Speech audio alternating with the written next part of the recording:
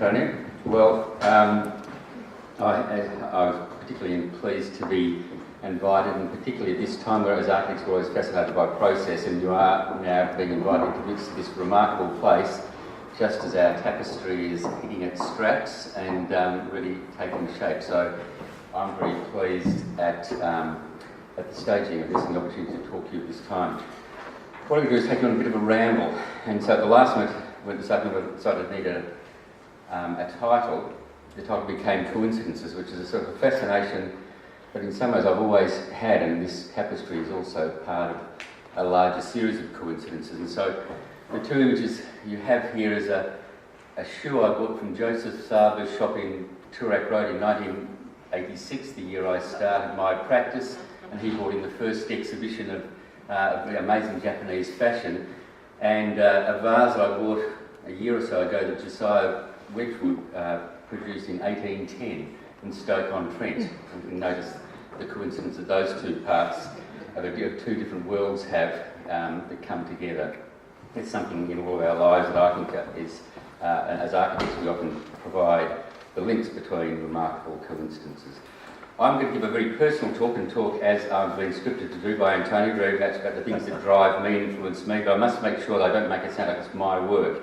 I now a founding principal of a much larger practice than just me, and the work that I'll show you is the production of many bright minds that I've gathered around me.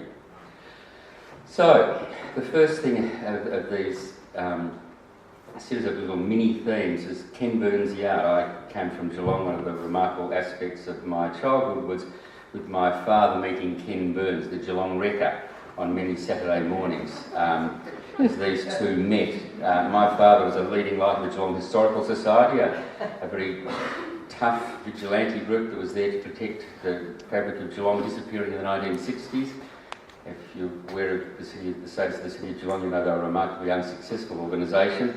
And his close friend Ken Burns, the local Geelong wrecker of buildings. Now, what this taught me is the complexities of life, and I think it's important in the sort of times that we live in now. We look at two people who were poles apart but had great admiration for each other. They discussed all sorts of things, and Ken, as he would demolish yet again another public building, would keep the stones, and particularly the memorial stones, aside from my father, as they would debate their two completely differing perspectives in life. So there I am in front of one of my father's remarkable stone walls that he created out of that association with Ken Burns and his work.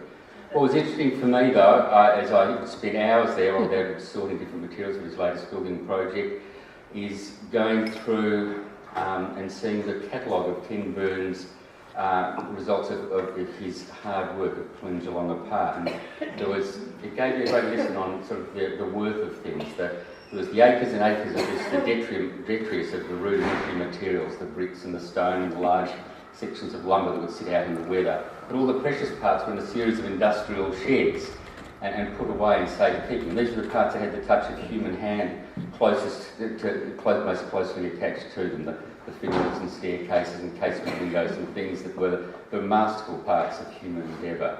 I guess in our work that we do, it's the kind of thing that I draw into our work, is that the work's not done until the appreciation of the fine detail, in this case a house, is wrought right down to the detail of an item of furniture or the settings of places around a dining table, the twist and turn of a leg. It's those sorts of things, that fascination, that my romantic recollection anyway, is that I attribute to those times of looking at the cataloguing that Ken Burns provided with his rudimentary materials of the lost Geelong. And out of that comes my fascination with detail and the fine craft of others and the sorts of things that I've developed over time, from jewellery boxes to one year after a particularly hard year's work, I gave one of these to all of my, I think, about 40 staff, a breakfast in bed tray, which signified the end of a hard year, and set on the anthropometrics of sitting in bed reading a book, and so forth. And many of these things came out of the sort of associations that I've personally developed and then infused the practice with this kind of appreciation of the skills of others.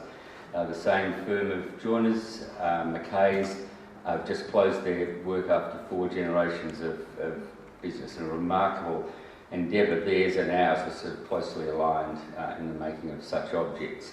Now that sounds very melancholy. I'm still quite an optimist that the idea of craftsmanship can transcend itself, and as we tend to look at more digital means of craftsmanship and new forms of craftsmen, and a closer association between what we do on our remarkable computer systems and setting those in train to the kind of die cutters and things in fabrication workshops, that we are actually also investing in new forms of craftsmanship.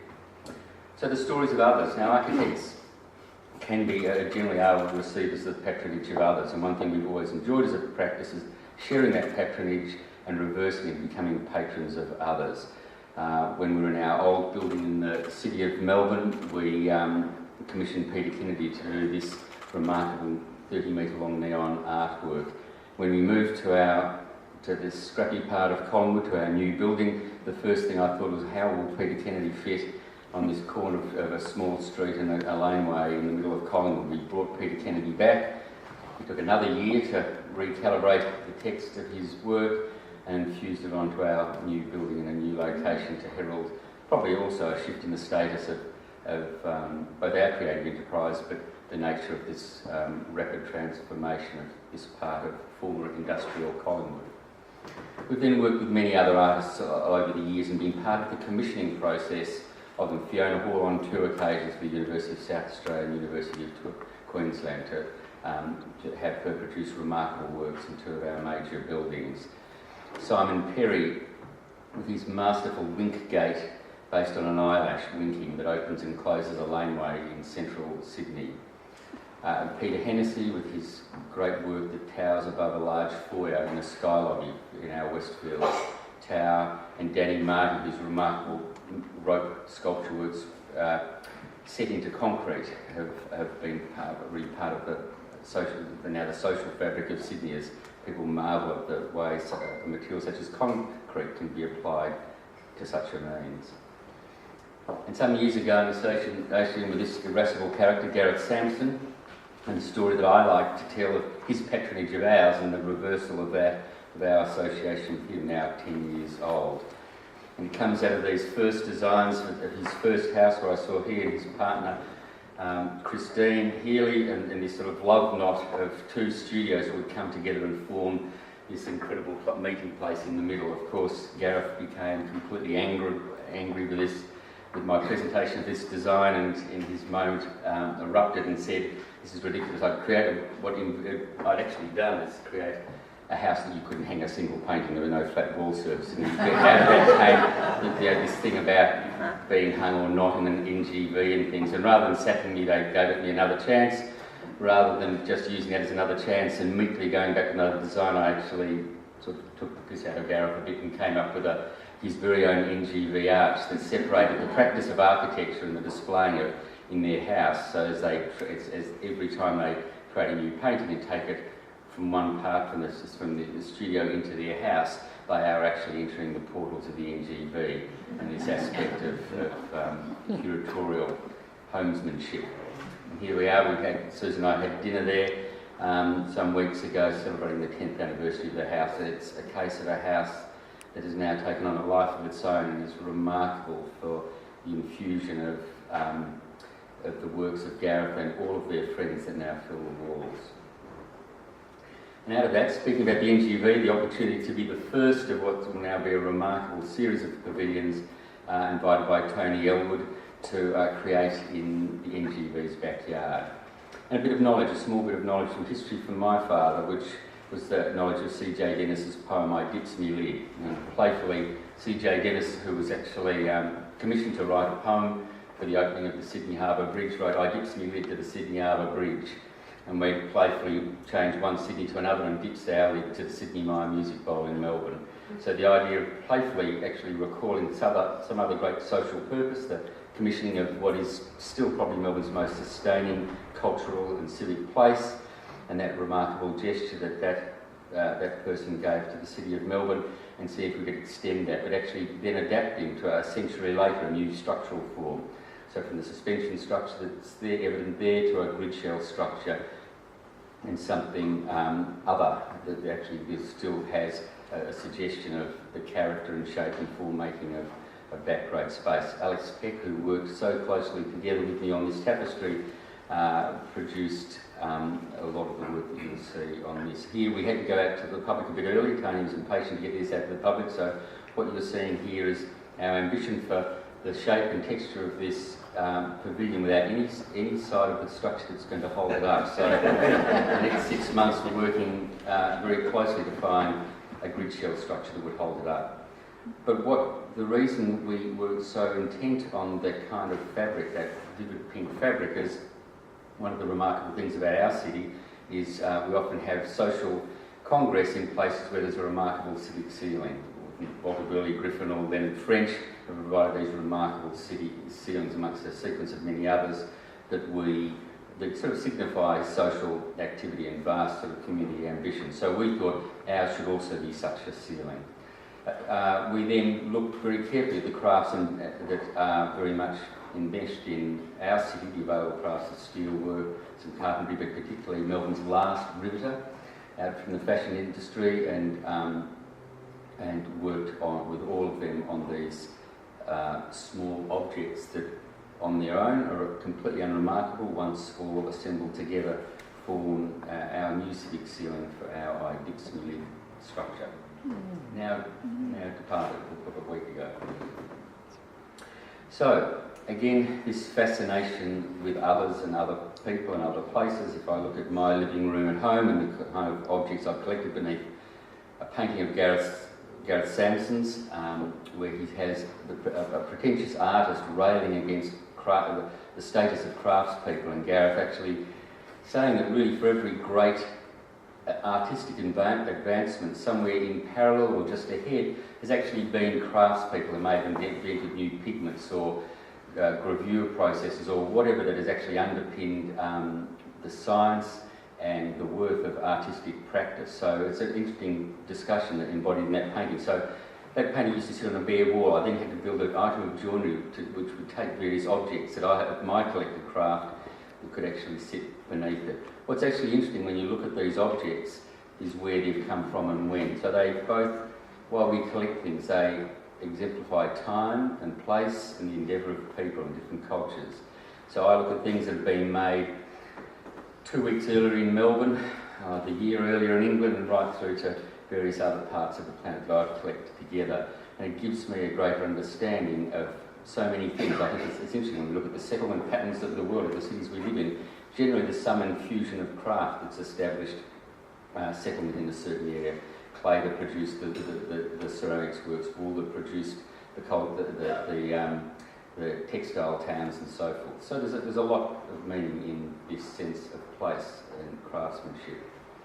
And I look closely at all these rather odd, it's a completely undisciplined collection I have. They're just nice things that they assemble and sort of mean something, I think, in their mass. And it's interesting why I say the sense of place is so important to us as a practice is so a few years ago it became apparent to us just how important this was. We were invited to be one of, I think, 15 architects from around the world that would design a house that could be built anywhere and it would be distributed over the internet, and literally we had to make it as reversible. It could handle different topographies, solar conditions and so forth. And we worked away, and this is the first sketch and Andy Wong's model of my sketch and so forth, and it came out to these studies of this small house that could adapt to any circumstance. But we soon lost interest in it because there was something about its universality of it that meant that really it lacked sort of the sorts of things that characterise our interest in place and history and culture. So we actually pulled out. I think we shocked them terribly by actually pulling out, so it was of little interest to us. And why it was little interest is this takes one to our property in Bruny Island. Fascination was with the history of a place that we are very closely set with. This is the young family in the 1920s who had established a vast orchard on the property that we now have. That's long gone, and but that recall of their history and my then researching the history that took me into the sheds of the Huon Valley and other places on Bruny Island came out with a whole series of things, one of which was piles and piles of timber that had been stacked ready to make the next day's box making when England joined the common market in 1970 and caused the immediate end of Tasmania's apple industry. So brand new timber, 50 years old, ready to go the next day for boxes that are never to be made. So brand new but old at the same time. It's been used for kindling for 50 years, but there it is preserved in its pack as it would have been delivered by the local mill all that time ago. It interested me. There's my first exploits of my own carpentry to work out what I could do to that, and it became eventually the cross-wall cladding on the inside of our shearers' quarters building. So the thing that gives so much a sense of place of our little building on Bruny Island is its recall of such an important part of Tasmania's history. So this place is part shed and part house, and it's a house and home to many shearers, friends, our staff and ourselves, but is very firmly rooted in its place, both in its context with the historic cottage next door built by Captain James Kelly and the social histories of the horticulture and agriculture of the region. And for all that, it does all sorts of things we like to do with houses by setting tour reviews and organise some sort of operating dialogue with the kinds of activities that we imagine may occur within them. And here it sits on the ocean edge. And then we take that to our latest farmhouse we're very proudly building down the Mornington Peninsula. And so some of the lessons we've learnt in our own house are now being rendered in another house, another material, another place, a different sense of topography, but again shared strategies with view and social and communal activities set within this house, which is now under construction. It's a fascinating building site. Not visiting Norway, appreciating ceramics. Why not visiting Norway? After graduation, my then girlfriend, now wife, Susan and I would trek through Europe for 10 months or so. We got to Copenhagen, went to a remarkable ceramics gallery that's set by the government in those days called Den Permanente that showed the latest in ceramics. We saw this jug and fell in love with it, and we're heading toward Norway. We kept going. We got about 2 days into Norway. It was incredibly expensive. The jug was still on our minds. We turned around, came back and bought the jug, wrapped it up in old clothes and sent it back to Australia. And it's the reason why we never visited Norway. And then that came to something that I actually had already collected. That's the second bit of porcelain. This is the first. David Jones had a Danish festival, and one of their homewares buyers had gone to Denmark to buy a whole lot of things to props around this fashion festival, and they bought this teapot. This is my one run out of a burning house object. This remarkable teapot. It's universal. The spout becomes handled. It pivots. It tips. The primary parts are glazed. The preparatory parts are unglazed. It tells so many stories about how we can make objects that serve strong purpose, and that's guided there's just so many lessons embedded in that one object. And here's a table that sits in the middle of our living room that I designed around it some years later. Recent collections back to Denmark, so I haven't made it to Norway, and things then found their way back into my suitcase from the Sunday markets, coming back toward Melbourne, and then more recently Japan. So what is it that is this fascination? And I looked at two bowls that we have in our house. This designed by Kirsten Kohera, which doesn't mind me saying, cost $800. And this we bought at IKEA, and it cost $9. They're almost identical, much the same shape and size, serve the same sort of practical purposes. Why is it this one so special and this one so rudimentary? And it really is in the character of the fine detail. The only really discriminating edge is, apart from the remarkable weight, I don't know how she's done that. This one weighs twice the IKEA one. But it's in her stories that she talks as an immigrant from Denmark coming to Australia, the idea of rust and buildings and topography that she finally etches into these remarkable vessels. It's all about this fine edge of detail in that vase. That's the thing that's so attractive to me. And so much about the buildings that we produce. It's the vast conceptual moves, sure, but it is, we feel, the attraction, the final thing that causes the closest association is in this finely wrought detail, which is where our narrative is generally enmeshed in our buildings. Most recently with this fascination, and I like to think this is the Wardle family on the right-hand side, at Christmas visiting Stoke-on-Trent. There are five of us, as you know, this could be me, to go and visit from years ago. I saw an article on these bottle kilns, these remarkable bottle kilns in Stoke-on-Trent, and had to go there. So the whole family holiday was configured to see these remarkable kilns. They used to be featured right across the whole of Stoke-on-Trent. There's really just the one group now left.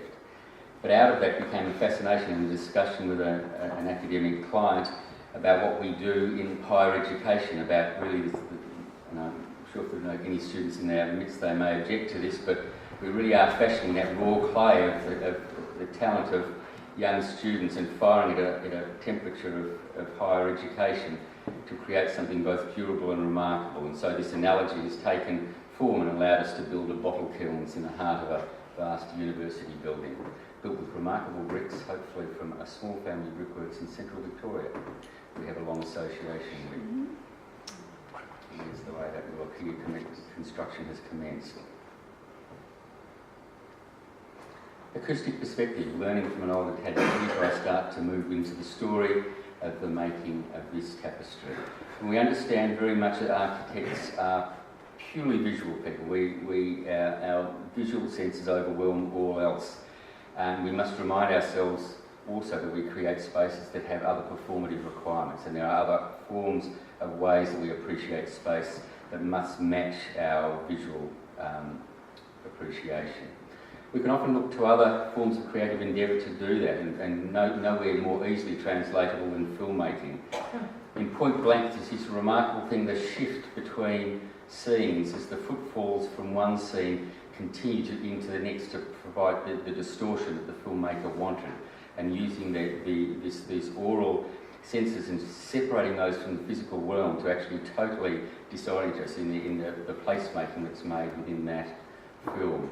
Or when we see the films of Jacques Tati and his very political polemic about his hatred of contemporary architecture largely, and here in Playtime, where he's actually reversed the perspective of sound, and the primary narrative is actually a background sound, and that's forefronted by all the things that he hated about modern buildings, the hum of air conditionings, the clatter of feet on hard and unforgiving circumstances actually come to the fore. So that reversal of oral perspective is what is probably one of the primary parts of his craft in making that film. So my lesson, which comes to this work, was a remarkable lesson, and having just graduated and headed off to, worked for a year at Cox and Carmichael, just down the road, headed off to Europe, and eventually found our way here to see Palladio's Teatro Olimpico, with these remarkable theatre sets by Scamozzi, 5 sets that actually form these advanced or exaggerated perspective. The floor raises up, the sides come in, and there's this sky that sort of arches back to actually create the impression of a long distance in a short plane. We walked into this theatre, and as if we'd put a coin in the slot, an elderly Italian voice speaking English with an American accent started to tell us about the story of this building. It was completely invisible to us, as we could hear him walking through up and down one street without ever coming out on stage. And he actually talked about the building, its history, the way these two remarkable people had worked together. And he said, now of course this is all about perspective, and perspective has many readings. And of course one so important reading is oral perspective, the acoustic perspective that is gained through distance and compression and expansion of space. And he started to then prove his point by walking up and down. We'd see glimpses of him as he crossed from one street to the other, walk back and forth to talk about this form of perspective, something that I had never even thought about. What was remarkable, sometime later he walked out, centre stage, right in the middle of the stage, looked out. Susan and I were sitting over there. He kept his gaze straight ahead, missing us completely to finish his discussion. He was blind. So my great lesson on perspective was taught by a blind man. And it's been probably one of the most critical lessons about the kind of responsibility we have as architects to work, to understand the appreciation of our work.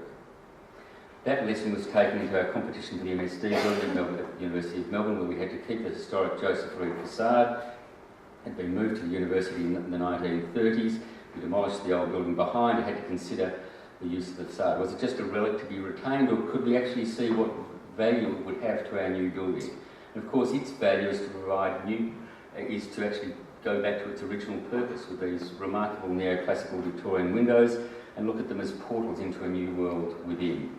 So we looked up how could we then create these advanced perspectival studies of a new internal elevation to this 19th century building, and that became the vast exhibition chamber that sits within it. So a new internal face that actually advances what was something that was set according to a neoclassical Victorian formula, and that then extends into the Great Hall and forms part of a much larger story. And then so to here, working with Alex Peck has worked for me for many years, for me and with me. Related this story, thought about this thing about what we could do, and the background for this competition was that the setting for this tapestry would be the new Australian Pavilion. At that stage, not quite complete, I think, from memory. When we knew the brief of that competition, you'll see why in a minute, we were one of the losing competition entries. And it is, as the brief required, a neutral white chamber, so something without any form of perspective. So we thought playfully, why don't we reverse Scamosi's perspectival studies and reverse those, actually draw them out toward the audience. So create a virtual building that does exactly this, and then render the light and the effects of something that's always just around the corner. So there's the suggestion, as you'll see as it emerges, of a view toward the canal, morning light, and all these sort of things, but actually is trying to actually convey this sensation rather than anything actually actual. And that became our one of our two entries for the competition, the one that was joint winner. I did say something I've just written for the publication that's going to go over the next with this year's competition, that knowing absolutely nothing about the making of tapestries was assisted us greatly in the design of this. We would have been totally overwhelmed by the technical details of the act of making a tapestry had we known anything at all about it. So what we've actually done is provide something we now understand is remarkably complex to make. And in taking from that, I thought I should just show you quickly, and I think it's an interesting study in materiality. This is a vast terracotta works I've just visited in Sicily, the Giardini in Venice, and our pavilion. What interests us about our pavilion is again another moment in history. Working with Simon Lloyd, a constant collaborator with our practice, a remarkable industrial designer. We knew of one bit of history, that Australia's terracotta industry, now long gone, was set up by Italian migrants at the start of the 20th century. Maybe we could reverse this and give something back, and actually, using Australian ingenuity and Australian ochres from each state of Australia, we could develop a new terracotta system, take it back to the Veneto, where their industry is now under siege from cheap terracotta imports. And so we could make a system that was actually made in these local terracotta industries. So that was our idea, and then it was looking at how we could etch into the terracotta and grow lichen and all sorts of things that we felt would be very much the detail of the making of that, but somehow tie it into, again, further. So the closest Palladian villa forms actually the profile of our wrapping of an Australian tent-like structure. Would have sat in that Giardini. So then a house that's all about perspective. This house that sits on the western coast of Victoria is a study in perspective. And we look at the nature of the means of arrival, discovery, the idea that we contain light, activities and views in a series of conduits, these chambers within a house, and the way that we can regulate the patterns within that house to conform to this strategy of containing separated spaces, separated activities that actually use as vantage points separate views along the broad coastline of Western Victoria.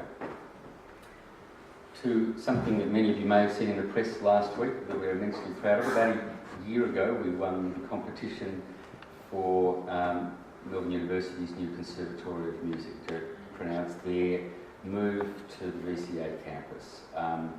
It's a project that we have immersed ourselves in greatly over this last period of time, as we now work closely with a remarkable group of people. Barry Conningham, foremost amongst them, has caused this to happen, the Dean of VCA, to create a building that it will be very much the workplace of education for young musicians who will then hopefully gain employment and other forms of activity within this precinct of the art spine of the city of Melbourne. Right, to textiles, I had to get there somewhere in the script. I think this is the reason why I was invited.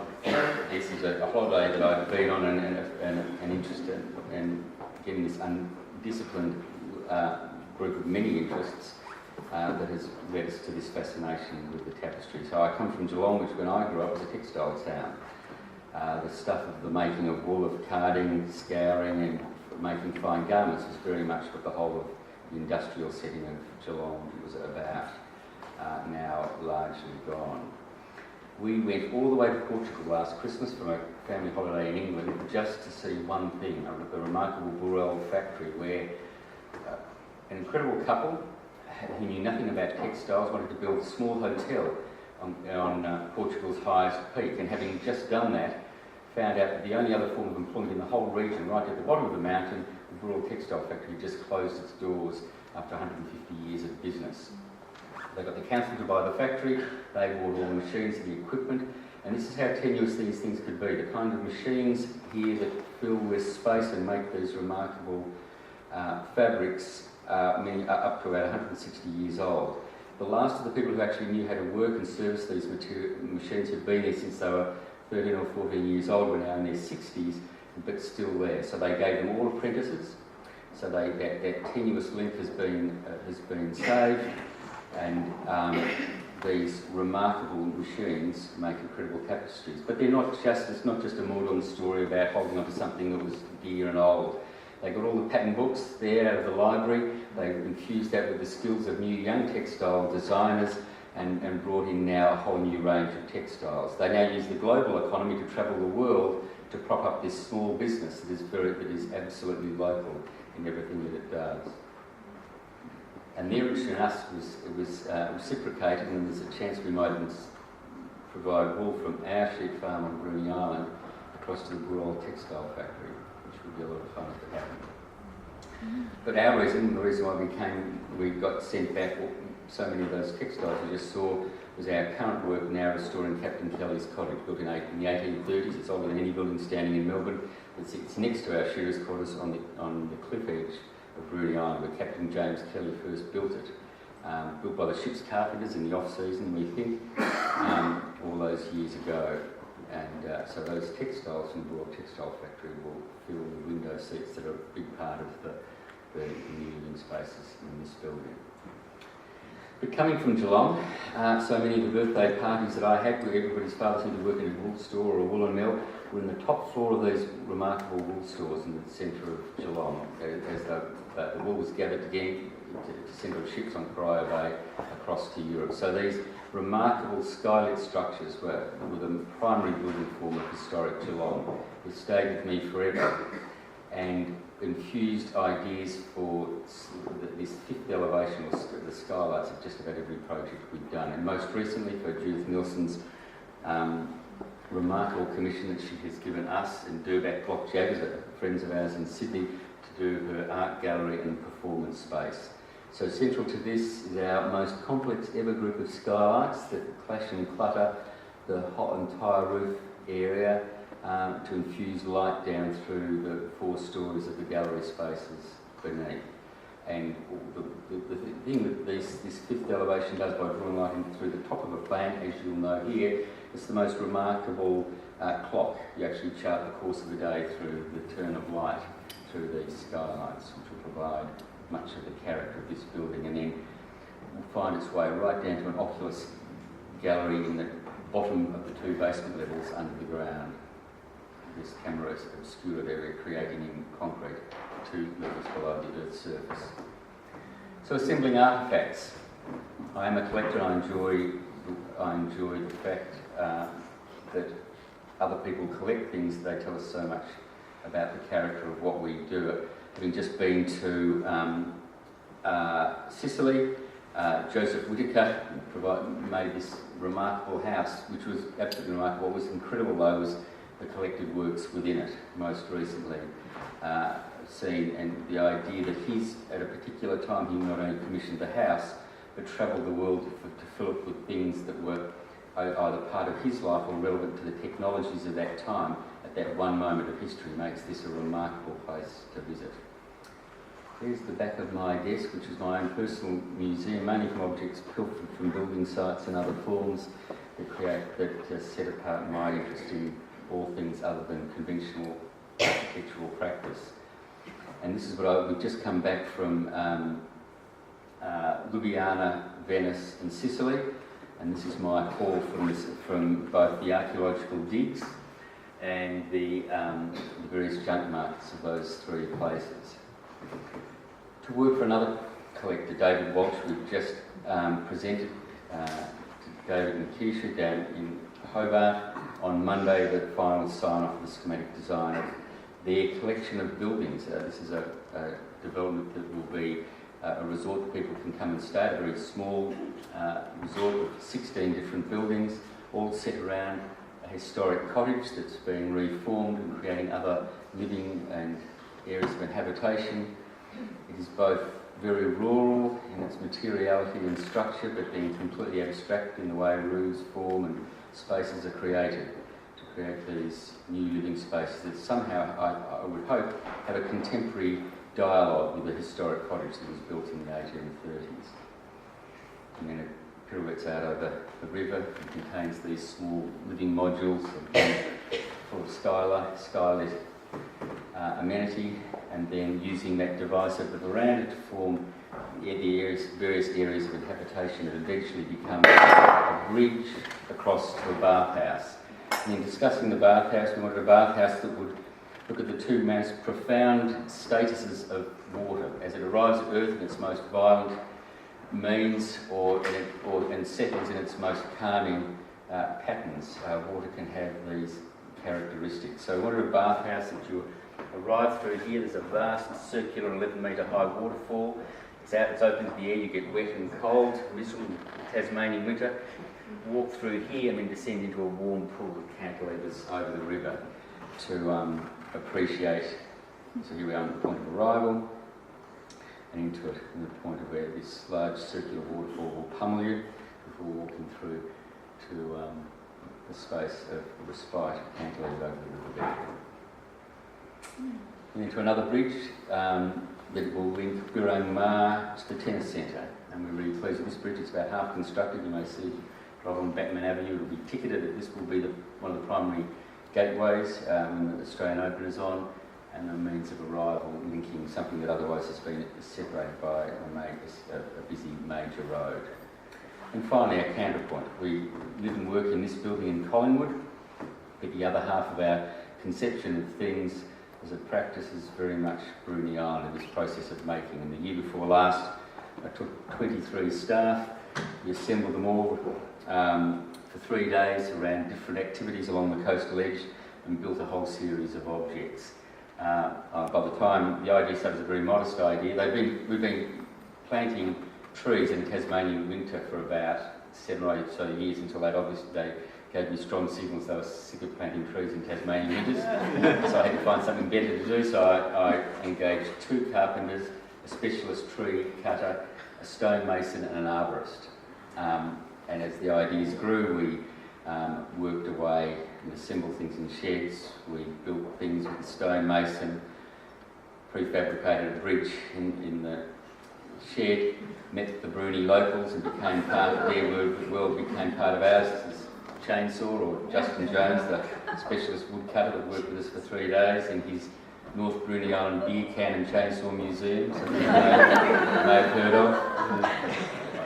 We had dinner, as a thank you dinner in the hall. We gave pro bono architectural services to the community of 40 completely unskilled people, called a local hall, cafe and art gallery 4 or 5 years ago, so we dined there. And then on the last day, I think this whole thing could have been a calamity, but something just, the gods were shining, and it just worked. On the last day, nobody knew, that primarily the different groups didn't know what they were all doing, and it all came together, so we went and walked right across this 6-kilometre length of ocean frontage and assembled all the things, the bridge, the style, the stone project, and the observation platform. At the end of each night, ate and drank furiously and had a big bonfire to herald the end of a day of hard work, something that these young architects were absolutely unaccustomed to the physicality of. And to finally end up, and if anybody is interested, we've got a copy here who might just sit somewhere. In 2 weeks' time, our new book, published by Thames and Hudson, will be arriving at bookshops. We've got one advanced copy that came a bit early, so I'll leave it there if anybody would like to look at it. Thank you.